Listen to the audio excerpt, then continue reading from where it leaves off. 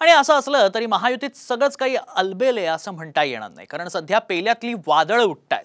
कधी अजितदादांवर संघाकडनं जाहीर टीका केली जाते, तर कधी निधीसाठी भर कॅबिनेट बैठकीत महायुतीचे मंत्रीच आपापसात भिडल्याचं समोर येतं आणि त्यामुळे महायुतीतले आमदारही अस्वस्थ झालेत। भाजपचा अजितदादांसोबतचा निधीचा वाद आणि त्यांच्यावर उफाळून आलेलं प्रेम यावरचाच हा एक रिपोर्ट। कॅबिनेटमध्ये अजितदादा महाजनांमध्ये खडाजंगी, निधीसाठी मंत्रीच भिडले, आमदारांचं काय? महायुतीत निधीवरून वादावादी, महायुतीत विकास निधीवरून कॅबिनेटच्या बैठकीत थेट मंत्र्यांमध्येच वादावादी झाल्याचं समोर आलंय। मंत्री गिरीश महाजन आणि अर्थमंत्री अजित पवारांमध्ये वाद झाल्याची माहिती सूत्रांनी दिली आहे। ग्रामविकास विभागाला जास्त निधी द्या अशी मागणी गिरीश महाजनांनी केली, त्यावर निधी कुठून आणू, आता जमिनी विकायच्या का, असा सवाल अजित पवारांनी विचारल्याची माहिती सूत्रांनी दिली आहे। मात्र या वादावर महायुतीतील अजित पवारांच्या राष्ट्रवादीचे विद्यमान आमदार माणिकराव कोकाटेंनी शिक्कामोर्तब केलंय। मंत्र्यांमध्येच निधीवरून स्पर्धा सुरू असेल तर आमदारांचं काय, असा सवाल त्यांनी केलाय।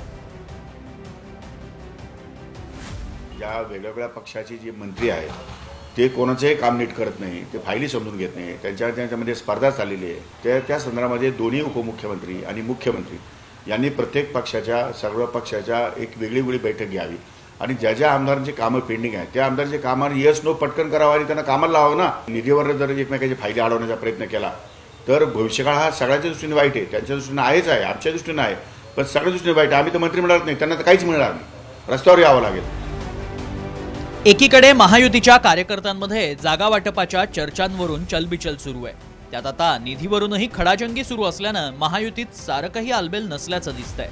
त्यामुळेच विरोधकांना आयतं कोलीत मिळालंय।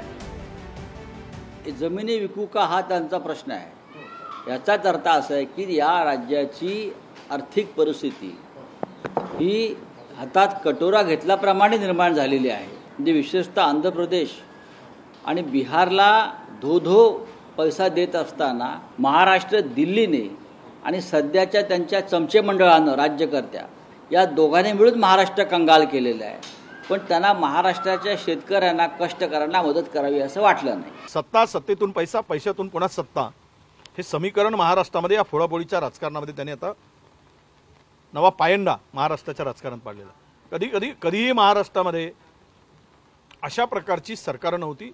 इतका करप्ट सरकार, महाराष्ट्राच्या इतिहासातील सर्वात भ्रष्ट सरकार म्हणून या सरकारची नोंद होईल। इतका मोठा भ्रष्टाचार चाललेला, 30% यांची मजल आता गेलेली आहे। लोकसभेच्या निकालानंतर आता राज्यात विधानसभेची तयारी सुरू झाली असून महायुतीनं सत्ता राखण्यासाठी कंबर कसल्याचं दिसतंय। मात्र निवडणुकीच्या जागा वाटपाच्या चर्चांआधीच महायुतीमध्ये निधी वाटपावरून वाद असल्याचं दिसतंय, तर दुसरीकडे भाजपचे अनेक नेते आणि संघाशी संबंधित साप्ताहिकांमध्ये अजित पवारांवर टीका केली जातेय। या पार्श्वभूमीवर विधानसभा निवडणुका डोळ्यासमोर ठेवत भाजपकडून अजित पवारांवर टीका करणं टाळा अशी विनवणी संघाला करण्यात आल्याची माहितीही सूत्रांनी साम टीव्हीला दिली आहे। एकीकडे निधी वाटपावरून भाजपच्या मंत्र्यांची अजितदादांसोबत वादावादी सुरू असताना दुसरीकडे भाजप दादांसाठी संघाला चुचकारण्याचाही प्रयत्न करतोय। ब्युरो रिपोर्ट, साम टीव्ही।